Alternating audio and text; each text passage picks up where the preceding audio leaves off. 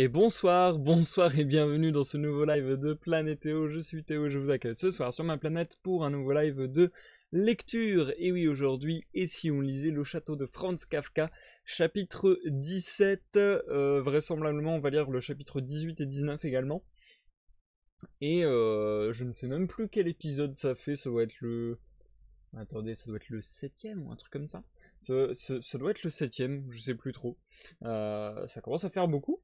Ça commence à faire beaucoup, je pense qu'on en est à... allez, entre la moitié et les trois quarts, quelque chose comme 2 tiers à peu près. Je pense qu'on finira ça relativement vite.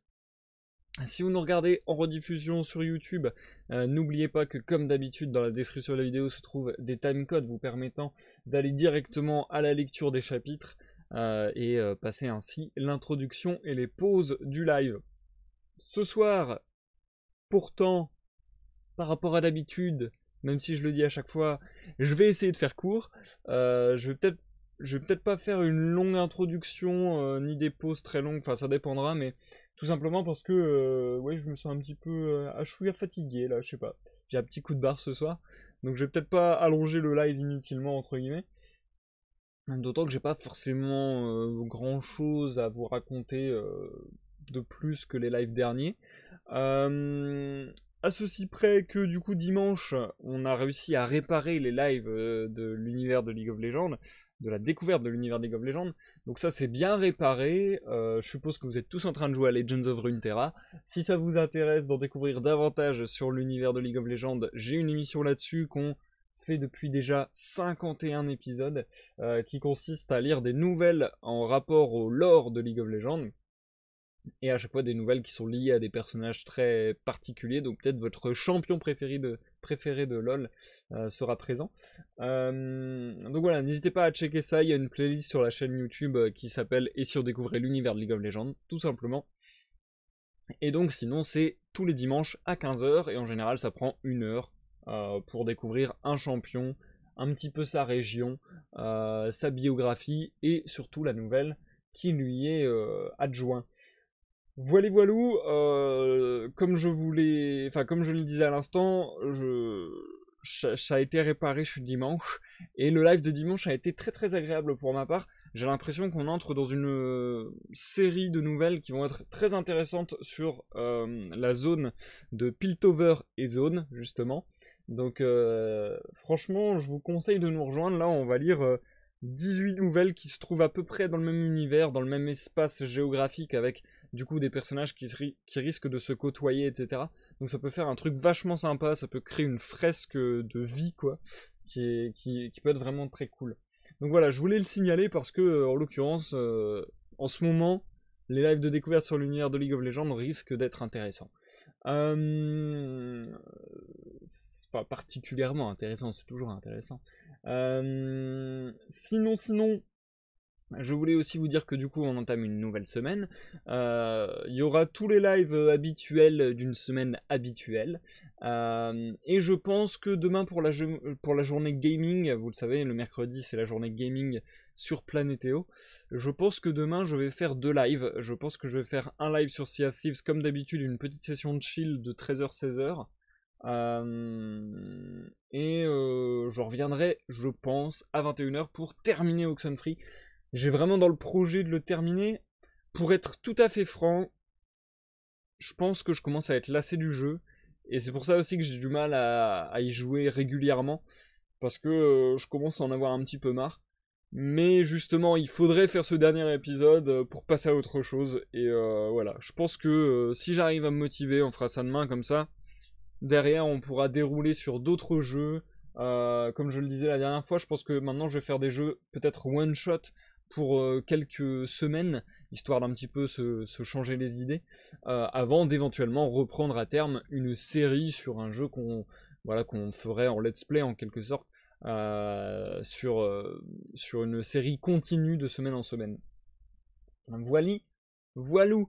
Comme ça, vous êtes un peu au courant de ce qui se passe dans les autres programmes de la chaîne. Si vous regardez que les lives de lecture ou que les rediffusions de lecture, bah peut-être que ça vous aura ouvert l'appétit à checker le reste de mon contenu. Et sinon, écoutez, je pense que comme je le disais, j'ai pas envie de faire long forcément ce soir, du coup, je vous invite à vous installer bien agréablement dans votre fauteuil, dans votre canapé, dans votre lit, dans votre voiture, j'en sais rien, bref. En tout cas, peu importe ce que vous faites, je vous souhaite que cela soit agréable et que vous passiez un agréable moment en ma compagnie. Santé à tous, chers amis.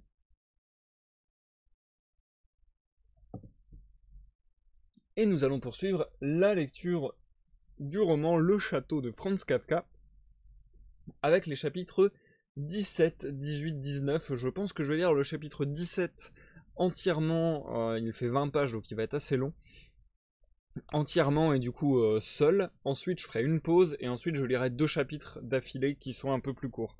Je pense que je vais faire ça pour le programme de ce soir. À savoir qu'il y a une petite note intéressante que je vais vous lire. Le chapitre 17 que je m'apprête à vous lire se titre Le secret d'Amalia.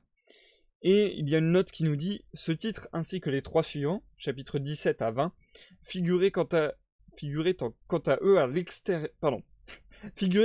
à l'intérieur du long récit fait par Olga Aka. C'est pourquoi Max Brod les avait présentés comme des sous-titres scandant les phases d'un seul très long chapitre, portant alors le numéro 15, qui englobait toute la scène, les actuels chapitres 16 à 20. » Donc voilà. Comme on le pressentait un petit peu, je trouve, à la manière dont tournait l'histoire, là on entre dans un nouveau pan de l'histoire qui forme un ensemble, quoi, qui a une logique narrative sur plusieurs chapitres. Et c'est ce qui est un petit peu confirmé par là, puisque vraisemblablement, à l'origine, ce n'était censé être qu'un seul et même chapitre, puisque je le répète, Franz Kafka a publié Le Château de manière posthume, si bien que du coup on peut dire que c'est pas lui qui l'a publié, puisque Franz Kafka a arrêté son œuvre en plein milieu d'une phrase. Il a arrêté le dernier chapitre en plein milieu d'une phrase, il n'est pas allé au bout de son roman, et il a dit dans une lettre à son meilleur ami, qui est d'ailleurs Max Brod si je dis pas de bêtises, il lui a dit il faut tout détruire, j'ai plus envie d'écrire, etc., etc. Bref, il faut détruire toute mon œuvre, etc., etc. Et Max Brod, après la mort de Franz Kafka, n'a pas pu s'y résoudre et a dit bah non, c'est trop bon, il faut que ça soit édité, il faut que ça soit publié. Et du coup, c'est pour ça qu'il y a eu des réarrangements derrière avec Max Brod, etc. C'est pourquoi déjà, la fois passée, je vous avais expliqué pourquoi il n'y avait pas de titre pour le chapitre 16, tout simplement parce que c'était pas fini et que bah voilà, il y a des choses qui ont été faites a posteriori avec des reliquats de notes qu'on a pu trouver, etc. Donc voilà. Voilou, vous en savez un peu plus sur la confection de cet ouvrage. Et du coup, la dernière fois, cette partie, comme je disais, qui semble faire un tout, un ensemble narratif cohérent, est intéressant parce que la dernière fois, je trouve que ça commençait vraiment à déboucher sur quelque chose d'hyper intéressant. Tout cela va être lié à Olga, Amalia et Barnabas a priori. En tout cas, c'est ce qu'on découvrait la dernière fois. Puisque visiblement leur famille semble cacher une sorte de lourd secret. En tout cas, c'est ce qu'Olga semblait dire à K lors de leur conversation. Et du coup, bah, K va essayer d'en savoir un peu plus, je suppose, ou Olga va lui raconter, bref. En tout cas, on est toujours dans ce dialogue entre Olga et K, et de ce que j'ai l'impression, Olga va pas mal parler. Donc voilà. Considérez que là on est parti pour des grosses phases de dialogue où limite Olga est le narrateur, quoi. Bref. Sur ce, je vais vous souhaiter à tous une bonne écoute parce que, comme je le disais, c'est pas un petit chapitre que j'entame, que j'attaque là. Donc il va falloir que je me mette bien dedans, il va falloir que je sois motivé. Allez, on se réveille, on se met des claques, on se met bien.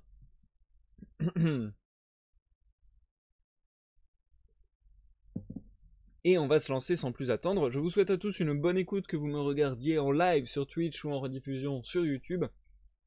Et je vous dis à tout à l'heure pour la pause qui devrait être la seule pause que j'effectuerai ce soir, je pense. À tout à l'heure d'ici 30-40 minutes.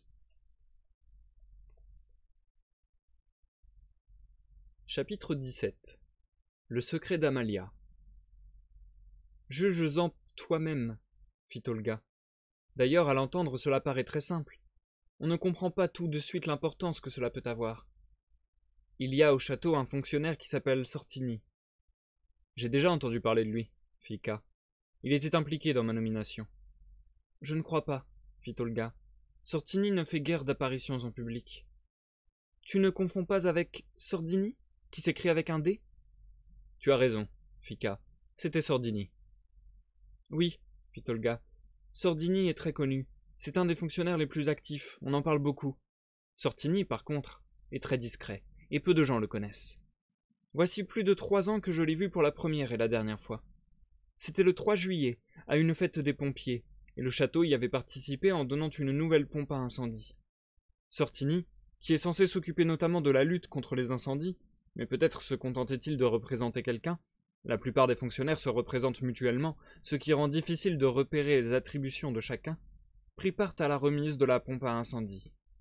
Bien sûr, d'autres personnalités du château, fonctionnaires et personnels, étaient présentes, et Sortini était tout au fond, ce qui correspond bien à sa nature.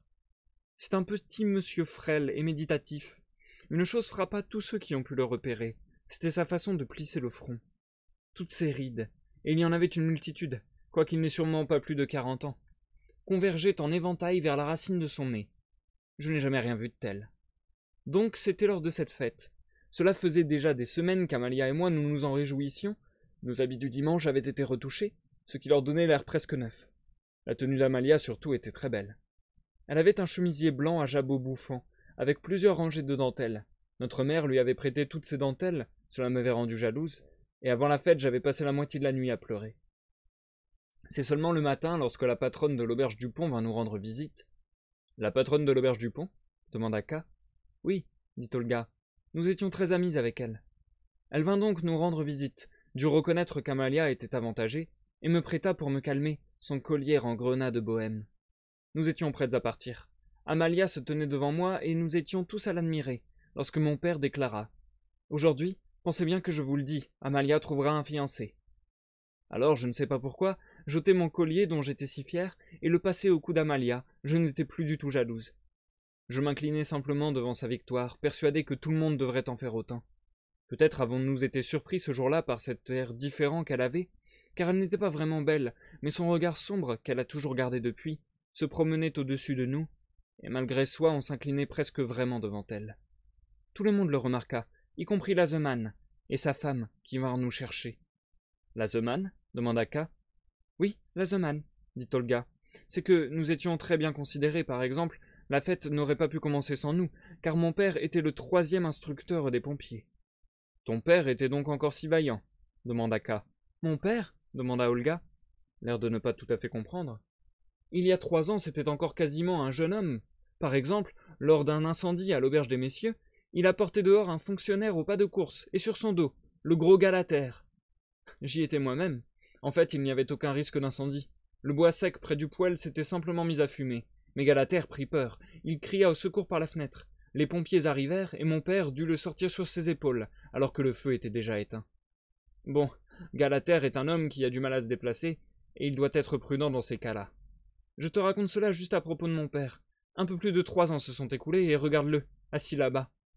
C'est alors seulement que K vit qu'Amalia était de retour dans la pièce, mais elle était très loin, près de la table avec ses parents, en train de nourrir sa mère qui ne pouvait bouger le bras à cause de ses rhumatismes, et en même temps, elle disait à son père d'avoir encore un peu de patience, car elle allait venir tout de suite lui donner son dîner à lui aussi. Mais elle l'exhortait en vain, car le père, brûlant d'envie de prendre sa soupe sans plus tarder, et surmontant sa faiblesse, cherchait tantôt à l'avaler à la cuillère, tantôt à la boire à même l'assiette, et, n'y parvenant d'aucune des deux manières, il grognait de colère, car la cuillère s'était vidée depuis longtemps lorsqu'elle arrivait à ses lèvres, et au lieu de sa bouche, seule sa barbiche trempait sans cesse dans la soupe, et la faisait dégouliner et éclabousser dans tous les sens, sauf vers sa bouche. En 3 ans, voilà ce qu'il est devenu demanda K, mais il continuait à n'éprouver pour ces vieillards et toute cette table familiale dans le coin là-bas aucune pitié, rien que du dégoût. En 3 ans, fit Olga lentement, ou plus exactement en quelques heures, le temps d'une fête. La fête se déroulait dans un champ aux abords du village, près du ruisseau. Il y avait déjà foule lorsque nous arrivâmes. Beaucoup de gens étaient venus aussi des villages voisins. On était complètement abasourdis par le bruit. D'abord, bien sûr, mon père nous conduisit jusqu'à la pompe à incendie. il rit de joie en la voyant, il commença à la manier et à nous l'expliquer. Il ne tolérait ni les objections ni le manque d'enthousiasme. S'il y avait quelque chose à voir sous la pompe, nous étions tous obligés de nous pencher et presque de ramper en dessous. Pour avoir refusé, Barnabas reçut une bonne correction. Seule Amalia fit comme si la pompe n'existait pas. Elle se tenait debout à côté dans sa belle tenue, et personne n'osait rien lui dire. Parfois je courais jusqu'à elle pour la prendre par le bras, mais elle restait muette. Aujourd'hui encore, je n'arrive pas à m'expliquer comment nous avons pu rester si longtemps devant la pompe et ne remarquer Sortini qu'au moment où mon père parvint à s'en arracher, alors que Sortini était manifestement debout depuis le début, derrière la pompe, appuyé contre un des leviers. Il est vrai que ce jour-là, le vacarme était assourdissant, bien plus que dans les fêtes habituelles. Car le château avait aussi offert aux pompiers quelques trompettes, des instruments spéciaux dont, avec un tout petit effort, un enfant en était capable, on pouvait tirer des sonorités fracassantes. À les entendre, on eût cru que les Turcs venaient d'arriver, et il n'y avait pas moyen de s'y habituer. À chaque nouvelle sonnerie, on sursautait. Et comme ces trompettes étaient nouvelles, tout le monde voulait les essayer, et comme c'était une fête populaire, on avait la permission. Il y avait juste autour de nous quelques joueurs de trompettes, peut-être attirés par Amalia. On avait du mal à garder ses esprits, et quand il fallait de surcroît se concentrer sur la pompe à incendie selon les injonctions de mon père, on ne pouvait vraiment rien faire d'autre, et c'est ainsi que la présence de Sortini nous échappa si longtemps. D'ailleurs, il faut dire aussi que nous ne le connaissions pas. C'est Sortini qui est là, murmura enfin Lazeman à mon père. J'étais à côté. Mon père fit une profonde révérence, et très excité, nous fîmes signe de nous incliner nous aussi. Sans le connaître, mon père avait toujours respecté en Sortini le spécialiste en matière de lutte contre les incendies, et il parlait souvent de lui à la maison. C'était donc pour nous aussi une grande surprise et un grand événement de le voir en réalité. De son côté, Sortini ne se préoccupait pas de nous. Cela n'avait rien d'original. La plupart des fonctionnaires ont l'air indifférents en public. De plus, il était fatigué. Seules ses obligations officielles le retenaient au village. Ce ne sont pas les plus mauvais fonctionnaires qui trouvent particulièrement pesants ses devoirs de représentation.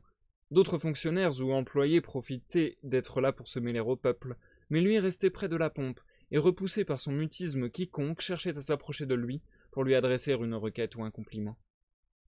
C'est ainsi qu'il nous remarqua encore plus tard que nous ne l'avions remarqué. Nous nous inclinâmes respectueusement, et mon père s'efforça de nous excuser. C'est alors seulement qu'il tourna les yeux vers nous et nous regarda l'un après l'autre, l'air fatigué. On eût dit qu'il soupirait, après chacun d'entre nous, d'en trouver encore un autre, jusqu'au moment où il s'arrêta sur Amalia, ce qui le força à lever les yeux, car elle était beaucoup plus grande que lui. À sa vue, il resta interdit, et bondit par-dessus le timon de la pompe à incendie pour se rapprocher d'elle. Nous comprîmes d'abord de travers son geste, et voulûmes tous nous approcher de lui en suivant mon père. Mais Sortini nous arrêta en levant la main, et nous fit signe de partir. Ce fut tout. Nous avons beaucoup plaisanté Amalia. Ensuite, en lui disant qu'elle s'était vraiment trouvée un fiancé, nous étions si naïfs que nous fûmes très gais pendant toute l'après-midi. Mais Amalia a été plus taciturne que jamais. Elle est tombée follement amoureuse de Sortini, dit Brunswick, qui est toujours un peu maladroit et ne comprend rien à des natures comme celle d'Amalia. Mais cette fois-ci, sa remarque nous parut presque juste. Nous avions perdu la tête ce jour-là. Et, sauf Amalia, nous étions tous comme étourdis par le doux vin du château lorsque nous sommes rentrés, après minuit. « Et Sortini » demanda K.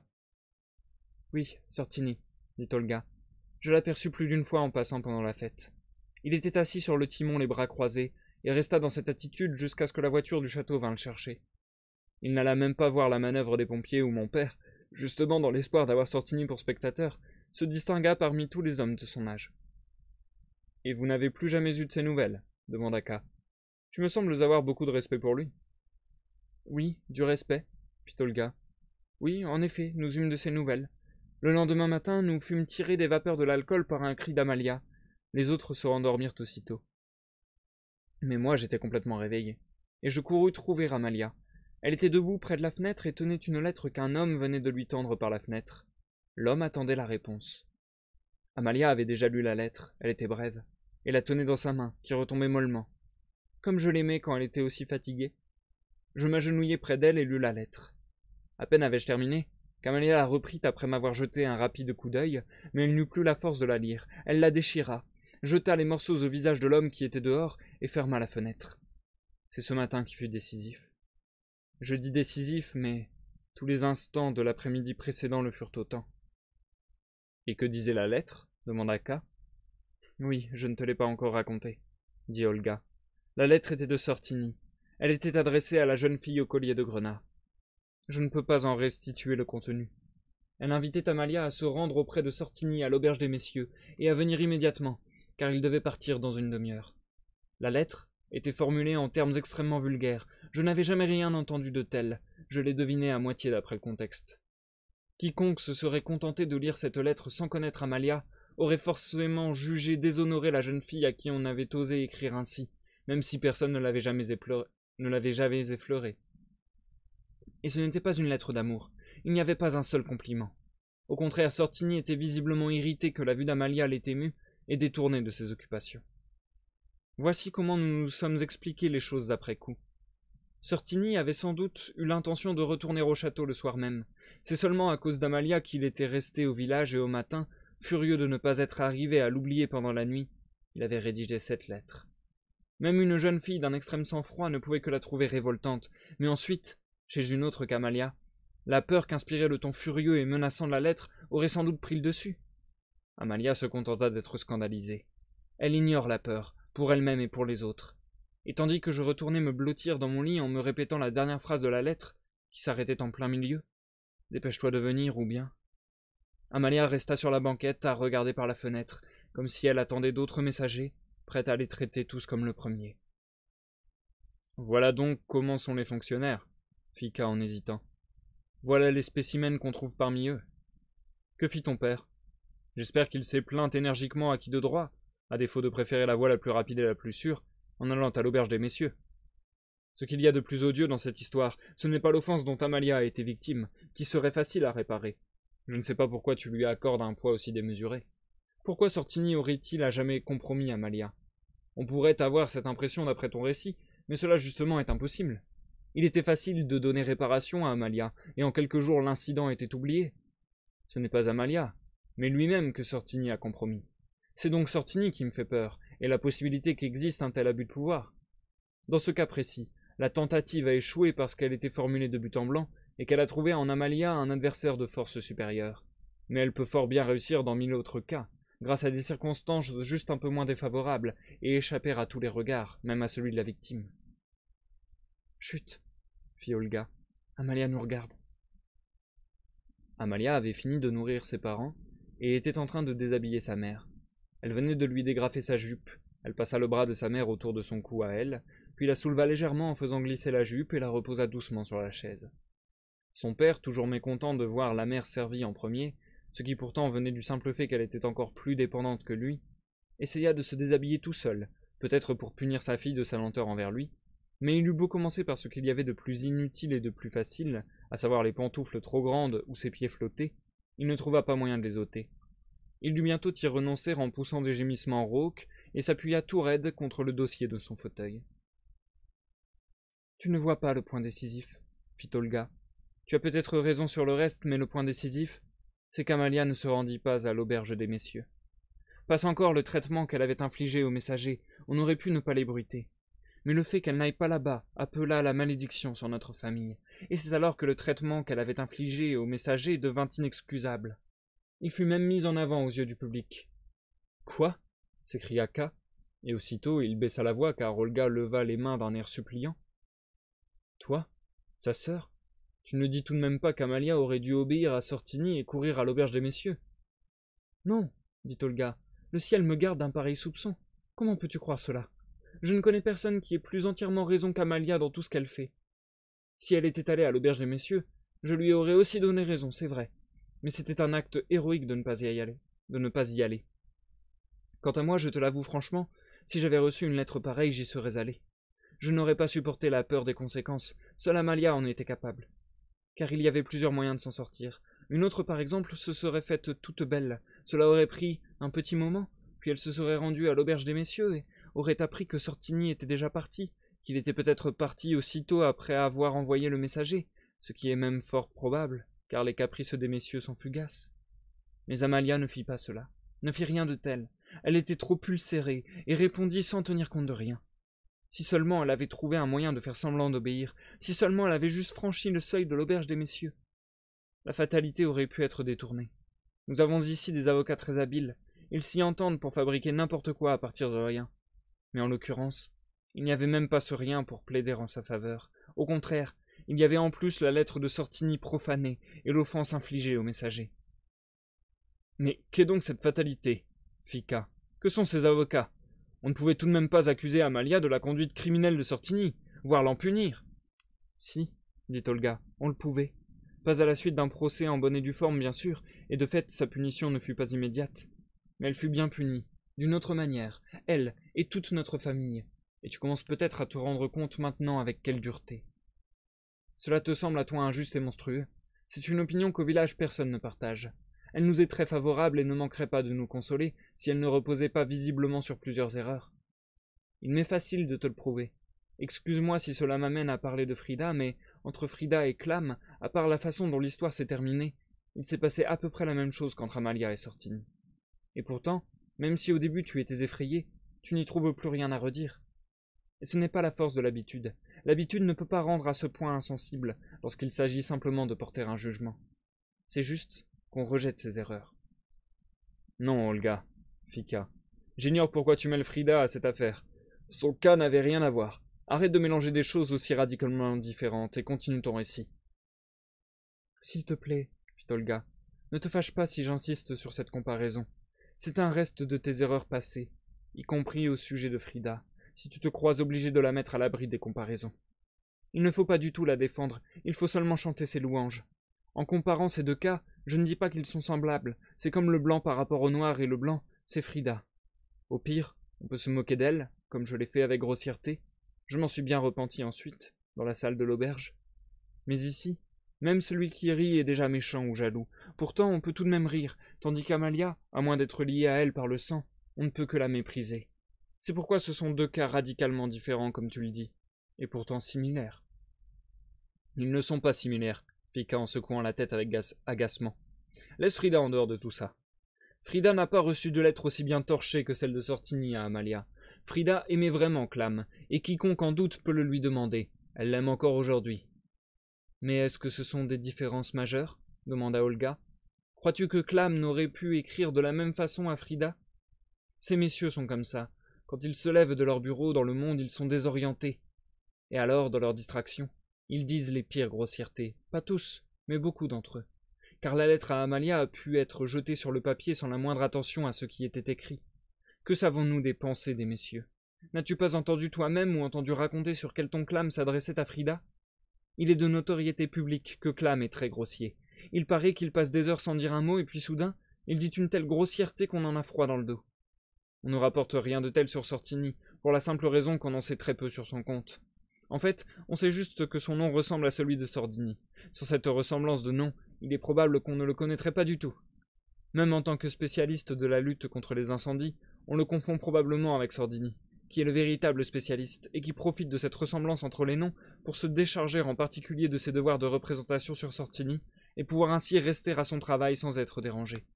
Lorsqu'un homme sans grande expérience du monde, tel que Sortini, s'entiche d'une villageoise, cela ne prend pas la même forme que lorsque l'apprenti charpentier d'à côté tombe amoureux. Il faut aussi songer qu'entre un fonctionnaire et une fille de cordonnier, il y a une distance considérable à franchir d'une manière ou d'une autre. Sortini s'y est pris ainsi, un autre procédera peut-être autrement. Certes, nous appartenons tous en principe au château, et la distance à franchir est nulle. C'est peut-être vrai d'habitude, mais hélas, nous avons eu l'occasion de voir que ça ne l'est pas du tout dans les moments importants. En tout cas, la façon d'agir de Sortini te paraît sans doute plus compréhensible après tout cela, moins monstrueuse, et de fait, par rapport à celle de Clam, elle est beaucoup plus compréhensible, et même si on est directement impliqué, elle est beaucoup plus supportable. Lorsque Clam écrit une lettre affectueuse, c'est plus désagréable que la plus grossière lettre de Sortini. Comprends-moi bien, je ne me permets pas de juger Clam, je compare simplement parce que tu t'opposes à cette comparaison. Clam traite les femmes comme un chef militaire. Il ordonne tantôt à celle-ci, tantôt à celle-là de venir nous voir. Il ne les supporte jamais longtemps, et leur ordonne de partir de la même façon qu'il leur ordonne de venir. Clam ne prendrait même pas la peine de commencer par écrire une lettre, et en comparaison est-ce encore monstrueux que Sortini, qui vit très retiré et dont on ignore pour le moins les relations avec les femmes, s'assoit pour rédiger de sa belle écriture de fonctionnaire une lettre, fût-elle abjecte? Si la différence qui en ressort n'est donc pas favorable à Clam, tout au contraire, Penses-tu que l'amour de Frida lui redonnerait l'avantage? Crois-moi, il est très difficile de juger les relations entre les femmes et les fonctionnaires, ou plutôt c'est très facile. Ce n'est jamais l'amour qui fait défaut. Il n'y a pas d'amour malheureux chez les fonctionnaires. De ce point de vue, ce n'est pas un compliment de dire d'une jeune fille. Et je ne pense pas ici seulement à Frida, loin de là, qu'elle s'est donnée à un fonctionnaire simplement parce qu'elle l'aimait. Elle l'aimait, et elle s'est donnée à lui, c'est vrai, mais cela n'a rien de méritoire. Mais, rétorques-tu, Amalia n'aimait pas Sortini. Admettons qu'elle ne l'aimait pas, mais peut-être qu'elle l'aimait malgré tout. Qui peut en décider? Même pas elle. Comment peut-elle croire qu'elle l'aimait, alors qu'elle l'a repoussé plus violemment sans doute qu'aucun fonctionnaire n'a jamais été repoussé? Barnabas dit que parfois elle tremble encore du geste avec lequel elle a fermé la fenêtre il y a 3 ans. Cela aussi est vrai. C'est pourquoi on ne peut pas l'interroger. Elle en a fini avec Sortini, c'est tout ce qu'elle sait. Elle ne sait pas si elle l'aime ou non. Mais nous savons que les femmes ne peuvent s'empêcher d'aimer les fonctionnaires dès qu'ils se tournent vers elles, et elles ont beau le nier, elles les aiment même avant. Et Sortini ne s'est pas contenté de se tourner vers Amalia. Il a sauté par-dessus le timon de la pompe à incendie en la voyant.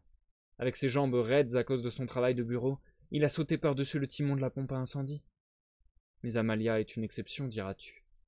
Oui, c'est vrai. Elle l'a prouvé en refusant d'aller retrouver Sortini. C'est déjà assez exceptionnel. Mais que de surcroît elle n'ait pas aimé Sortini, voilà qui serait presque trop exceptionnel. Ce serait tout bonnement inconcevable. Nous étions frappés de cécité cet après-midi-là, c'est sûr, mais il devait nous rester encore un peu de lucidité, puisque, à travers toute cette brume, nous avons cru remarquer la passion d'Amalia. Si l'on rassemble tout cela, reste-t-il encore une différence entre Frida et Amalia? La seule, c'est que Frida a fait ce qu'Amalia a refusé de faire. Peut-être, dit K. Mais pour moi, la principale différence, c'est que Frida est ma fiancée. Tandis qu'au fond, Amalia m'intéresse seulement parce qu'elle est la sœur de Barnabas, messager du château, et que son destin est peut-être lié au service de Barnabas. Si un fonctionnaire lui avait infligé une injustice aussi criante que ton récit m'avait d'abord porté à le croire, cela m'eût fort préoccupé, mais beaucoup plus comme une affaire publique que comme le malheur personnel d'Amalia. Mais maintenant, après ton récit, le tableau évolue d'une façon que je ne comprends pas tout à fait. Mais suffisamment crédible, puisque le récit vient de toi. C'est pourquoi je ne demande qu'à ne plus me soucier de cette affaire. Je ne suis pas pompier, et peu m'importe Sortini. Mais Frida, elle, m'importe beaucoup. Aussi je trouve étrange que toi, en qui j'avais une entière confiance et à qui je suis sincèrement prête à la garder, tu ne cesses de chercher à attaquer Frida et à me la rendre suspecte par l'intermédiaire d'Amalia. Je ne crois pas que tu le fasses exprès, voire avec une intention maligne, sans quoi j'aurais dû partir depuis longtemps. Tu ne le fais pas exprès. Ce sont les circonstances qui t'y incitent. Par amour pour Amalia, tu veux l'élever au-dessus de toutes les femmes, et faute de trouver en elle assez de mérite, tu résous la difficulté en rabaissant d'autres femmes. Le geste d'Amalia est remarquable, mais plus tu en parles, plus on a de mal à décider s'il était grand ou mesquin, intelligent ou insensé, héroïque ou lâche. Amalia renferme en elle-même les motifs qui l'ont poussée à agir. Personne ne pourra les lui arracher. Frida, elle, n'a rien fait de remarquable. Elle s'est contentée d'obéir à son cœur. Il suffit d'examiner les faits avec bonne volonté pour s'en rendre compte. Tout le monde peut le vérifier. Il n'y a pas la matière à commérage. Mais je ne cherche ni à rabaisser Amalia ni à défendre Frida. Je veux simplement te faire comprendre quels sont mes rapports avec Frida, et que toute attaque contre Frida est en même temps une attaque contre mon existence. Je suis venu ici de mon plein gré, et c'est de mon plein gré que je me suis définitivement fixé ici. Mais tout ce qui est arrivé depuis, et surtout mes perspectives d'avenir, pour être sombres, elles n'en existent pas moins, tout cela je le dois à Frida. C'est indiscutable. J'ai certes été recruté comme arpenteur, mais seulement en apparence. On s'est joué de moi. On me chassait de toutes les maisons. Aujourd'hui encore, on se joue de moi, mais c'est beaucoup plus compliqué. J'ai gagné en substance, pour ainsi dire, et c'est déjà quelque chose. Même si tout cela est négligeable, j'ai tout de même maintenant un domicile, un poste et un véritable travail. J'ai une fiancée qui se charge de mon travail quand j'ai d'autres affaires à traiter. Je vais l'épouser et devenir un membre de la commune. En dehors de mes liens officiels, et même si pour l'instant je n'ai pu m'en servir, j'ai aussi des liens personnels avec Clam. Ça n'est pas rien, non? Et lorsque je viens chez vous, qui saluez-vous? À qui confies-tu l'histoire de ta famille? De qui espères-tu une aide éventuelle si minime et improbable que soit cette éventualité? Pas de moi, l'arpenteur que Lazeman et Brunswick ont mis à la porte de chez eux il y a une semaine à peine. Tu l'espères d'un homme qui a déjà un certain pouvoir. Or c'est à Frida que je dois ce pouvoir, à Frida qui est si modeste qu'elle prétendra n'être au courant de rien, si tu essaies de l'interroger là-dessus. Et pourtant, il semble en fin de compte que l'innocente Frida en a fait plus que l'orgueilleuse Amalia, car vois-tu, j'ai l'impression que tu cherches de l'aide pour Amalia. Et auprès de qui? Mais auprès de Frida, justement. Ai-je vraiment dit tant de méchanceté sur elle? Fit Olga. Je n'en avais aucune intention, et je ne croyais pas l'avoir fait. Mais c'est possible. Notre situation est telle que nous nous brouillons avec tout le monde, et quand nous commençons à nous plaindre, nous nous laissons emporter sans savoir jusqu'où. Tu as d'ailleurs raison, il y a maintenant une grande différence entre nous et Frida, et c'est bien de la souligner une bonne fois. Il y a 3 ans, nous étions des jeunes filles respectables, et Frida, l'orpheline, était servante à l'auberge du pont. Nous passions devant elle, sans l'effleurer du regard. Nous étions sûrement beaucoup trop arrogantes, mais c'est ainsi qu'on nous avait élevées. En revanche, le soir, à l'auberge des messieurs, tu as sans doute constaté notre situation actuelle. Frida, le fouet à la main, et moi, perdu au milieu des serviteurs. Mais c'est encore pire, en fait. Frida peut bien nous mépriser, cela correspond à sa position. La réalité l'exige. Mais qui ne nous méprise pas? Quiconque se décide à nous mépriser rejoint aussitôt la majorité des gens. Connais-tu la remplaçante de Frida? Elle s'appelle Pépi. C'est seulement avant-hier que j'ai fait sa connaissance. Elle était femme de chambre auparavant. Elle me méprise certainement encore plus que Frida. Elle m'a vu par la fenêtre lorsque je venais chercher de la bière, et elle a couru verrouiller la porte. J'ai dû longtemps la supplier et lui promettre le ruban que j'avais dans les cheveux pour qu'elle m'ouvre. Mais quand je le lui ai donné, elle l'a jeté dans un coin. Enfin, elle a le droit de me mépriser. Je dépends en partie de son bon vouloir et elle tient le bar à l'auberge des messieurs, même si sa situation n'est que temporaire et qu'elle n'a certainement pas les qualités requises pour garder ce poste. Il n'y a qu'à comparer la façon dont l'aubergiste parle à Pépi et comment il parlait à Frida. Mais cela n'empêche pas Pépi de mépriser aussi Amalia. Amalia dont le regard suffirait à faire déguerpir d'un seul coup la petite Pépi, avec ses nœuds et ses tresses, et plus vite qu'elle ne le ferait jamais d'elle-même, vu ses petites jambes grassouillettes. Quels odieux bavardages j'ai dû l'entendre hier encore proférer sur Amalia, avant que les clients ne finissent par se soucier de moi, même si c'est de la façon dont tu fus déjà témoin une fois. Comme tu es angoissé, fit K, je me suis contenté de rendre à Frida la place qui lui revient, mais je ne voulais pas vous rabaisser, comme tu le crois à présent. Moi aussi je trouve que votre famille a quelque chose de spécial, je ne m'en suis pas caché, mais je ne comprends pas comment cette dimension particulière pourrait susciter le mépris. Hélas, K, dit Olga, tu finiras toi aussi par le comprendre, j'en ai peur. Que l'attitude d'Amalia vis-à-vis de Sortini ait été la cause première de ce mépris, tu n'arrives pas du tout à le comprendre? Ce serait vraiment trop étrange, fit K. On pourrait l'admirer ou la condamner, mais la mépriser. Et si par un sentiment que je ne peux pas comprendre, on méprise réellement Amalia, pourquoi étendre ce mépris à vous, sa famille innocente? Je trouve par exemple un peu fort que Pépi te méprise, et si je retourne un jour à l'auberge des messieurs, je lui rendrai la monnaie de sa pièce. Si tu voulais faire changer d'avis tous ceux qui nous méprisent, dit Olga, la tâche serait rude, car tout cela vient du château. Je me rappelle encore exactement le matin de cette matinée, le lendemain de cette matinée. Brunswick, qui à l'époque était compagnon chez nous, était venu comme tous les jours. Mon père lui avait donné du travail et l'avait renvoyé chez lui, puis nous nous mîmes à table pour petit déjeuner. Ils étaient tous très animés, sauf Amalia et moi. Mon père ne cessait de parler de la fête. Il avait différents projets concernant les pompiers, car le château a sa propre brigade, qui avait également envoyé à la fête une délégation. On avait beaucoup discuté ensemble. Les messieurs du château qui étaient là avaient vu les performances de nos pompiers, en avaient dit grand bien, et les avaient comparées avec celles des pompiers du château. Le résultat était à notre avantage, et on avait évoqué la nécessaire réorganisation de la brigade du château qui exigeait la présence d'instructeurs du village. Quelques personnes pouvaient être envisagées, mais mon père espérait bien que le choix tomberait sur lui. Voilà ce dont il nous parlait, et comme il aimait tout particulièrement prendre ses aises à table, il était assis là, englobant la moitié de la table de ses bras écartés, et tandis qu'il levait la tête pour regarder vers le ciel par la fenêtre ouverte, son visage était jeune et plein d'espoir, comme jamais plus je ne devais le revoir. C'est alors qu'avec un air hautain que nous ne lui connaissions pas, Amalia déclara qu'il ne fallait pas trop s'y fier. Quand les messieurs tenaient ce genre de discours, ils avaient pour habitude de dire des gentillesses dans ces occasions-là, mais cela ne signifiait pas grand-chose, voire rien du tout. À peine avait-il parlé que c'était oublié à tout jamais, même si, à la première occasion, on se laissait de nouveau prendre à leur boniment.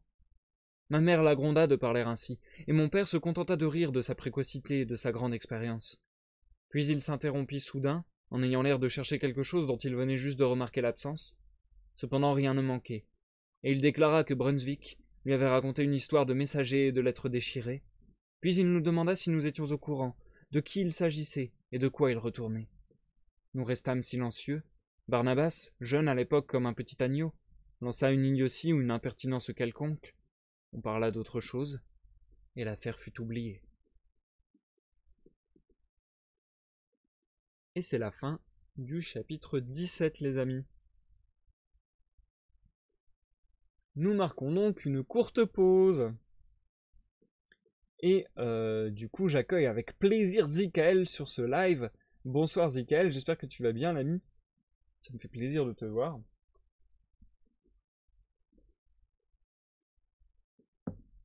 J'arrive pas à me rendre compte si j'ai lu rapidement ou pas, quoique on est déjà à 46 minutes de live, donc ça a déjà dû être une bonne phase de lecture. J'espère que la lecture n'est pas trop entachée et que grosso modo le son du live n'est pas trop sale, si je puis dire, n'est pas trop sali par la pluie et le vent. Parce qu'il y a une pluie, bon, ça va, c'est pas une pluie diluvienne, mais il y a une petite pluie quand même depuis quasiment le début du live. Et il y a aussi pas mal de bourrasques de vent ces jours-ci, vous le savez sûrement. Moi perso cette nuit j'ai été réveillé par le vent tellement c'était cataclysmique, c'était la tempête, c'était insane. Donc j'espère que ça s'entend pas trop au micro et j'espère que ça n'a pas trop gâché la lecture. C'était un chapitre vachement costaud. Et du coup ça va plutôt bien Zikael, merci de le demander. Et toi? C'était un chapitre plutôt costaud. On n'en apprend pas énormément. On n'apprend pas grand chose, je trouve. Mais du coup, au moins, on sait quelle est la situation de la famille d'Amalia, d'Olga, de Barnabas. Et voilà, on sait un petit peu comment tout cela est organisé. J'ai l'impression que, grosso modo, l'arc scénaristique, parce que on pourrait dire que ça fait un arc scénaristique, hein, on pourrait dire que c'est un récit dans le récit, puisque bah voilà, c'est le récit d'Olga par rapport à l'histoire de sa famille et particulièrement d'Amalia, sa sœur. Et du coup, j'ai l'impression que cet arc scénaristique est un petit peu là pour dresser, on va dire, les liens de domination, quelque part, qui existent entre les fonctionnaires du château et les gens du village. Donc un petit peu les gens de la haute et le peuple, si je grossis le trait, voilà, si je prends des termes un peu plus modernes, entre guillemets. Mais ouais, grosso modo, j'ai l'impression que cet arc scénaristique sert à ça, quoi. Il sert à dépeindre les relations qu'il y a entre le château et le village, et du coup, ces relations de domination, de pouvoir, ces situations horribles de Amalia qui refuse les avances d'un haut fonctionnaire et qui du coup voit sa famille condamnée à être méprisée par tout le village comme si elle avait fait la pire des infamies. Euh, c'est assez dégueulasse et en même temps, malheureusement, je pense que ça dépeint une réalité assez factuelle. Hein. Je pense que je pense que dans la vraie vie, les gens qui ont de l'argent / du pouvoir, je dirais pouvoir globalement parce que l'argent c'est un moyen d'avoir du pouvoir entre guillemets, mais ouais, j'ai l'impression que dans la vraie vie, les gens qui ont du pouvoir sont beaucoup plus intouchables et invulnérables entre guillemets que des gens lambda quoi. On leur pardonne beaucoup plus facilement des saloperies, on va beaucoup plus facilement prendre leur parti parce que c'est ceux qu'on connaît entre guillemets, mais justement on les connaît pas. Mais en fait vu qu'on a leur face publique et le côté dominant justement du pouvoir, on se dit bah non c'est pas possible, il peut pas faire ça, il s'abaisserait pas à ce genre de choses, c'est impossible. Et en fait voilà, enfin, j'ai l'impression que c'est un petit peu à ça que sert l'arc scénaristique et que c'est un petit peu les propos de Kafka sur ces dialogues. Si vous avez une autre interprétation, n'hésitez pas à le dire en commentaire sur YouTube, ça me plairait de débattre avec vous. Mais ouais, j'ai l'impression que c'est un petit peu ça le délire grosso modo. Et on va voir la suite d'ailleurs avec le chapitre 18 qui s'appelle Le châtiment d'Amalia, donc c'est vraiment dans la suite directe. Et enfin le chapitre 19 qui se nomme Supplication. Je vais lire ces deux chapitres, l'un à la suite de l'autre. Et ouais, ça devrait nous donner à peu près le dénouement de cette histoire passée et des répercussions que ça a pu avoir sur le présent. Et du coup, aussi l'influence que ça va avoir sur K, puisque K se nourrit de cette conversation, puisque voilà, Olga a fait des comparaisons avec la situation entre Frida et Clam par rapport à Amalia et Sortini. Donc on peut se dire que peut-être la conversation va nourrir K, pardon, d'un sentiment d'injustice encore plus grand, d'une nouvelle révolte entre guillemets, d'un nouveau feu pour sa révolte interne, quoi. Et voilà, à voir ce que ça peut déclencher sur le personnage de K aussi, dans la conclusion de cet arc scénaristique. Peut-être lui faire péter un plomb et le faire monter en front, entre guillemets. J'attends de voir ce qui va se passer là-dessus aussi. Mais je pense que voilà, je pense qu'on devrait avoir le fin mot de tout ça dans la lecture que je m'apprête à vous faire à l'instant. Et puis le chapitre 20, les projets d'Olga, la prochaine fois devrait conclure de manière définitive cet arc scénaristique, je crois. Puisque dans le titre il y a encore Olga. Alors qu'après, a priori, ça devrait être d'autres trucs, même par rapport à ce que nous disait la note tout à l'heure. D'ailleurs, si j'en crois rapidement... Alors attendez, je suis en train de regarder. Alors, 1, 2, 3, là il y a 20 pages, là il y a 10 pages, là il y a 10 pages, et là il y a 10 pages, là il y a 20 pages. Ah ouais, c'est... À voir, à voir. À voir. Mais là, je regarde les chapitres qui restent. Il en reste plus beaucoup. On arrive dans les derniers. Donc je pense qu'il y a moyen qu'on termine dans 2 lives en fait. Je pense qu'on a encore un live de lecture vendredi. Ouais, je pense que ça va être ça. Je pense qu'on aura encore un live vendredi, puis un live mardi, donc mardi 4 février. Et qu'ensuite ça sera terminé pour la lecture du château. Par contre, ça m'embête un peu parce que j'avais prévu d'aller plus loin parce que je veux faire une pause le 15. Du coup, ça ferait genre 3 séances qui sautent et 3 séances ça fait beaucoup. À moins que je ne trouve quelque chose de rapide à lire en 3 séances, mais ça me paraît compliqué. Faudra que je réfléchisse à cette problématique pour avoir des lives avant de faire une pause parce que ouais, le mois prochain, je pense vraiment m'arrêter vers le 15. Comme ça, je ferai une pause de 3-4 jours en même temps que les vacances scolaires pour voir un petit peu ma famille, tout ça, bref. J'y réfléchirai hors live et je vous tiendrai au courant de ce qu'on va faire pour le programme des lectures à venir. Je vais changer le titre du live et on sera reparti. Et du coup, cool Zikael, merci de me faire un retour. Franchement, c'est cool d'avoir des gens comme toi, Zikael. Comme Zikael, comme Jumpy, qui sont hyper assidus au live, qui sont là super souvent. Ça me fait extrêmement plaisir déjà. Et en plus, ça me permet d'avoir comme ça toujours un retour sur la qualité du live, sur est-ce que tout fonctionne bien, est-ce que le son est bon, etc. Donc c'est vraiment cool. Ouais, je suis un mec assidu. Exactement. Exactement. En vrai, ça fait super plaisir, Zikael. Ça fait tellement longtemps maintenant, enfin ouais. Quand je clique sur ton pseudo, t'as plus de 999 messages. T'es abonné depuis 5 mois. Tu follow la chaîne depuis le 8 mars 2019. Donc ouais, bientôt l'année quoi. En vrai, c'est assez dingue. Ça me touche. Merci beaucoup, Zikael. Sur ce, je vais poursuivre la lecture du soir. Je pense que le live devrait durer 1h30 grosso merdo. Hein. Ça a l'air de partir sur ce créneau-là. Je vais tout de suite reprendre vraiment la suite directe. C'est-à-dire que là, limite, il aurait pu ne pas avoir un passage au chapitre suivant. Ça aurait pu être vraiment la suite directe du dialogue entre Olga et K. Donc ne vous étonnez pas, c'est vraiment la suite directe. Et je vous dis à tout à l'heure, je vais lire les 2 chapitres d'une traite sans prendre de pause. Et je vous reviendrai pour l'outro. Bonne écoute Zikael, bonne écoute à tous ceux qui nous regardent dans l'ombre du live. Ou à ceux qui nous regardent en rediffusion sur YouTube. À tout à l'heure. Chapitre 18. Le châtiment d'Amalia. Mais bientôt nous fûmes de toutes parts submergés de questions concernant l'histoire de la lettre. Amis et ennemis, relations et inconnus vinrent nous voir, mais on ne restait pas longtemps. Les meilleurs amis étaient les plus pressés de prendre congé.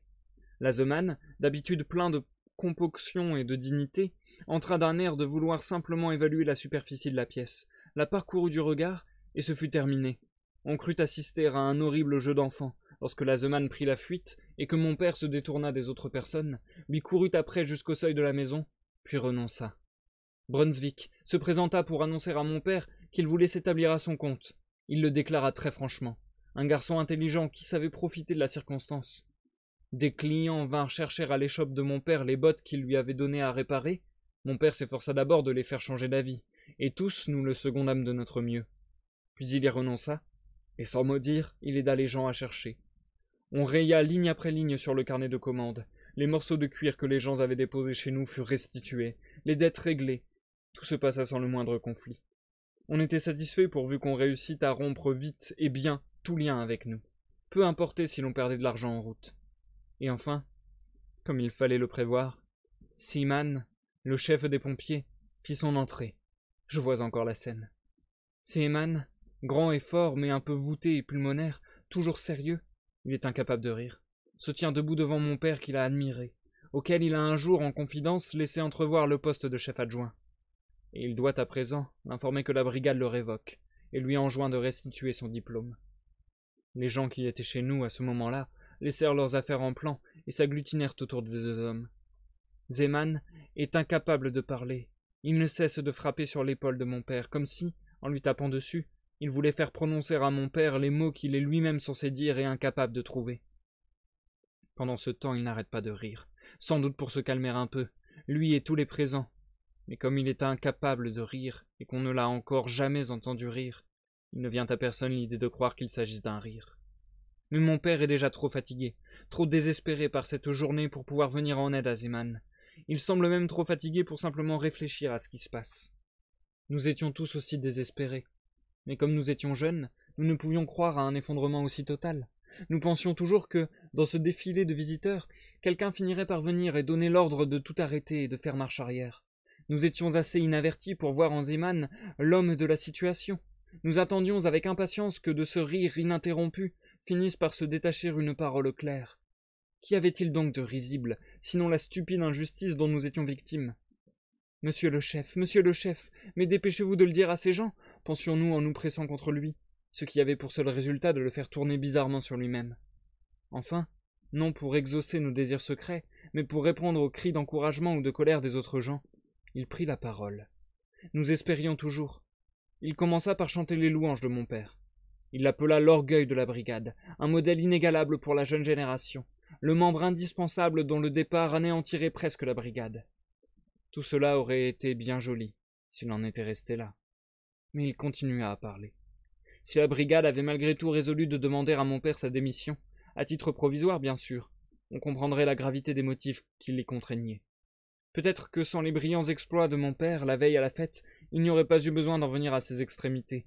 Mais ces exploits, précisément, avaient attiré l'attention des autorités sur la brigade. La lumière était maintenant braquée sur elle, et elle devait encore plus qu'auparavant être irréprochable. Et après l'offense infligée au messager, la brigade n'avait pas trouvé d'autre issue, et à lui, Zeman, incombait la lourde tâche de le lui annoncer. Il priait mon père de ne pas la lui rendre encore plus difficile. Comme Zeman était content d'avoir réussi à formuler cela, il en était si satisfait que, passant outre à toute délicatesse, il indiqua le diplôme accroché au mur, et fit un signe du doigt. Notre père acquiesça et alla le chercher, mais ses mains tremblaient tellement qu'il n'arrivait pas à le décrocher. Je montai sur un siège pour l'aider. Et à partir de ce moment, tout fut fini. Il ne sortit même pas le diplôme de son cadre, mais remit l'ensemble tel quel à Zeman. Puis il s'assit dans un coin sans bouger et ne parla plus à personne. Nous dûmes tant bien que mal tout régler avec les autres gens. « Et où vois-tu là l'influence du château » demanda K. « Pour l'instant, il ne me semble pas encore être intervenu. Ce que tu m'as raconté jusqu'ici manifeste simplement la peur inconsidérée des gens, le plaisir qu'ils prennent au malheur d'autrui, et l'infidélité des amis. Chose que l'on rencontre partout, mais aussi de la part de ton père, du moins en ai-je l'impression, une certaine mesquinerie, car ce diplôme, qu'était-ce au juste?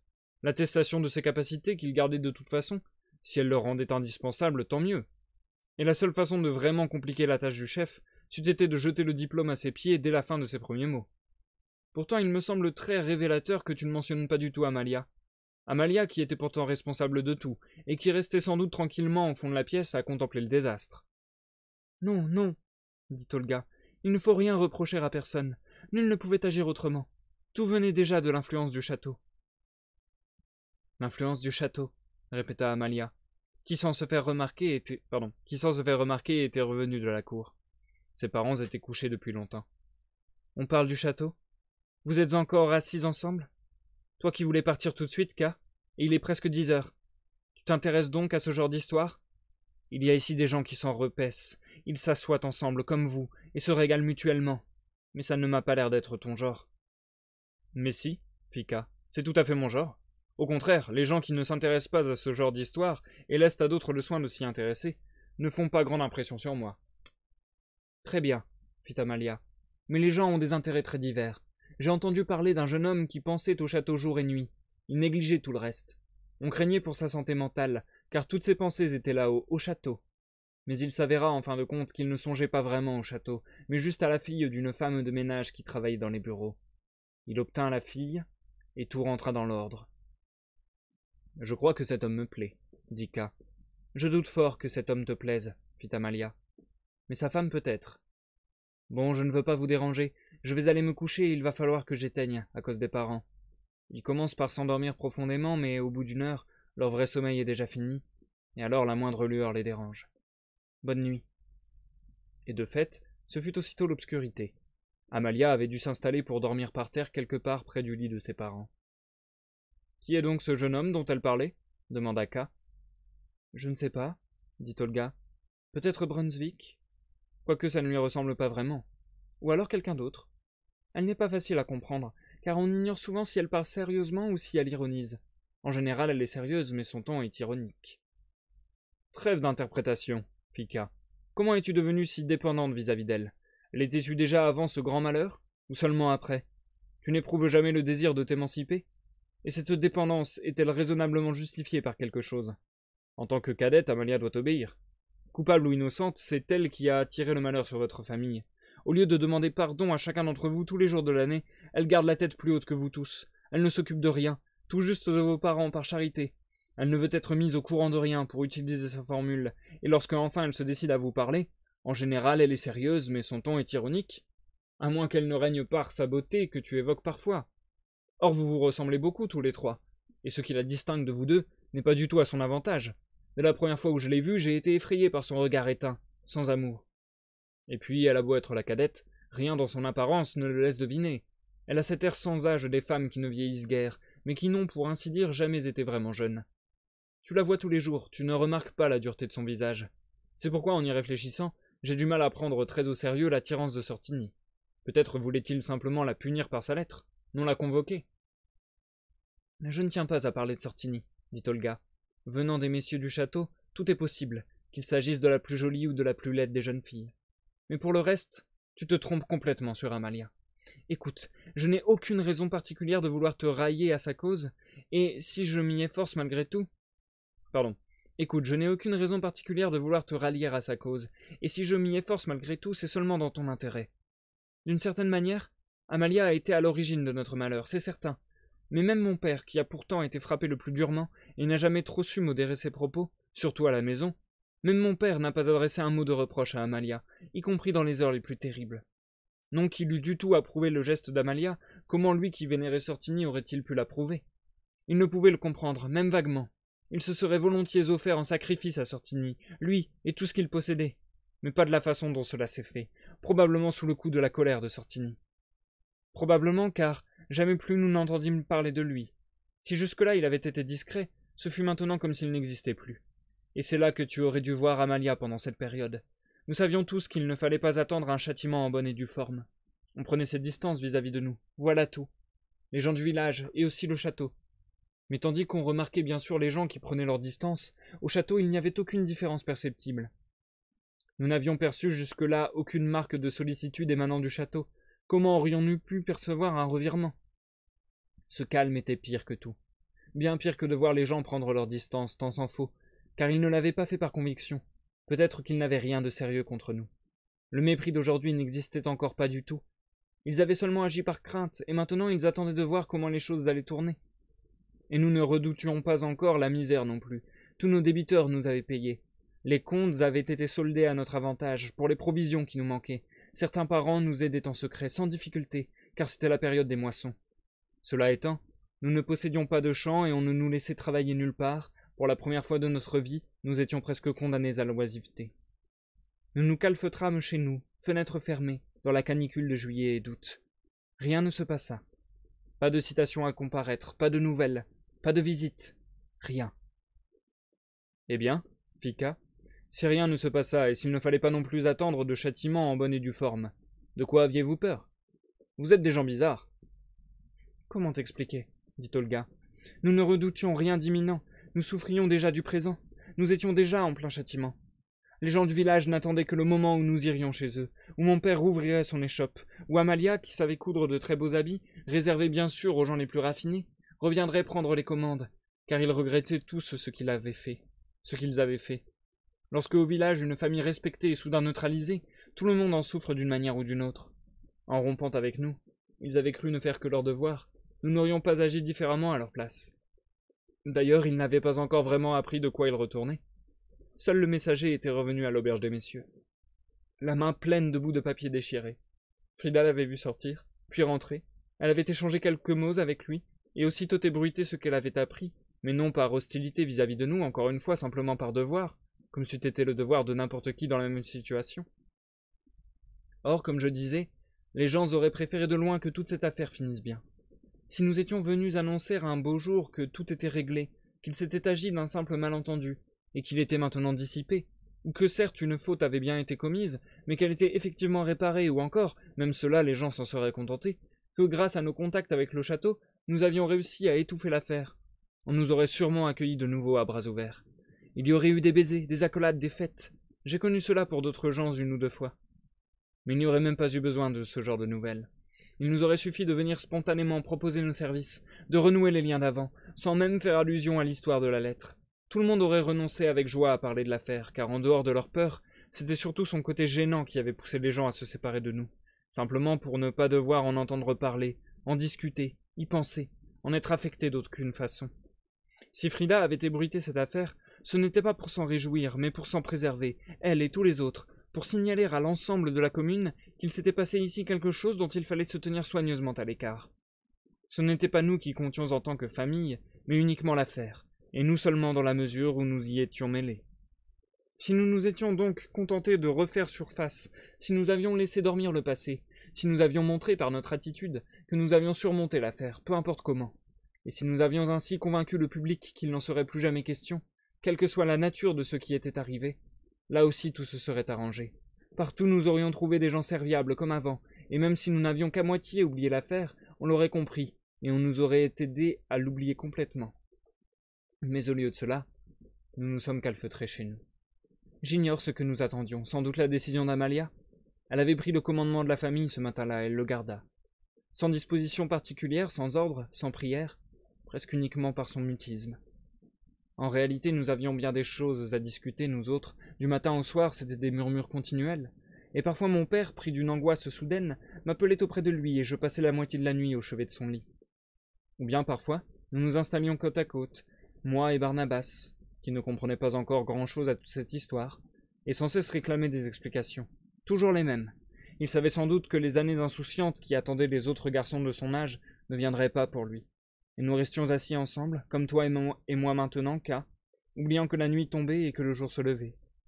Ma mère était la plus faible de nous tous, sans doute parce que, outre notre souffrance commune, elle éprouvait aussi celle de chacun de nous en particulier, et nous remarquions avec effroi chez elle des changements qui, nous le pressentions, guettaient toute notre famille.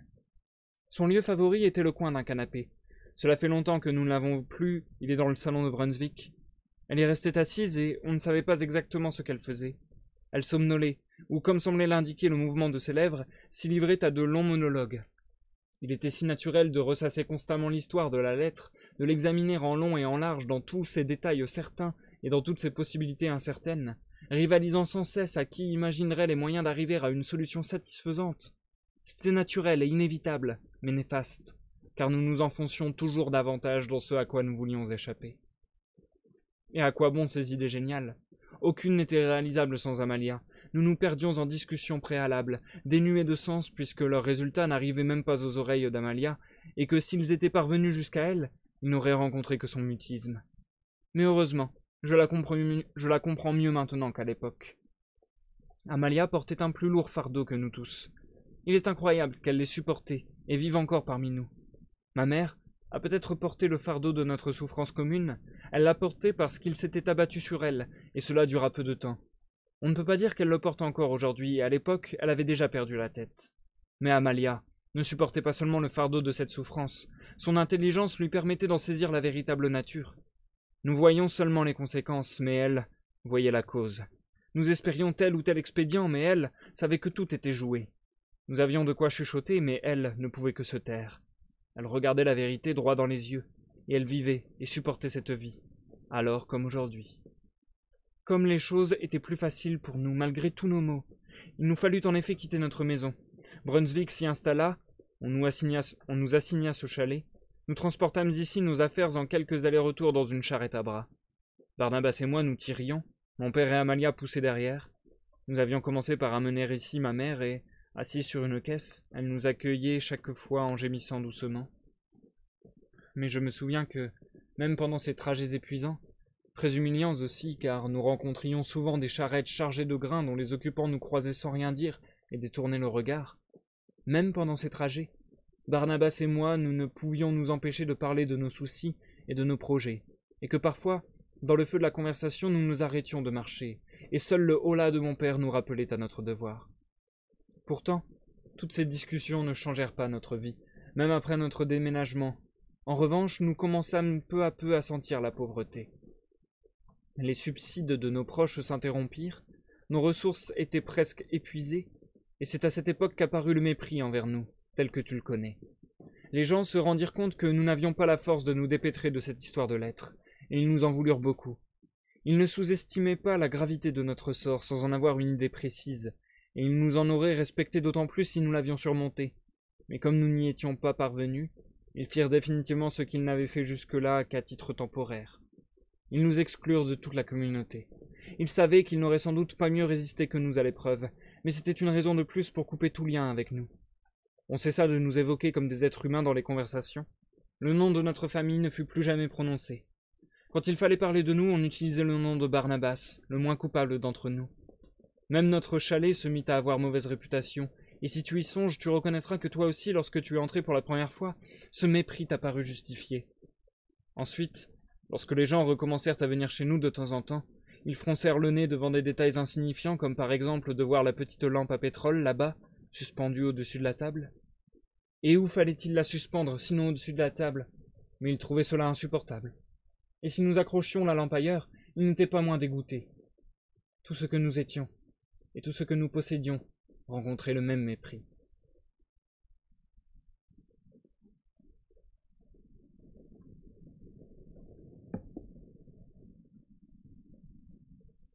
Chapitre 19. Supplication. Et qu'avons-nous fait entre-temps? Le pire dont nous eussions été capables, une chose beaucoup plus méprisable que celle qui nous avait valu le mépris de tous. Nous avons trahi Amalia, nous nous sommes soustraits à son ordre muet, nous ne pouvions plus continuer à vivre ainsi, nous ne pouvions plus vivre sans le moindre espoir, et chacun à notre façon, nous avons commencé à prier ou à adjurer le château de bien vouloir nous pardonner.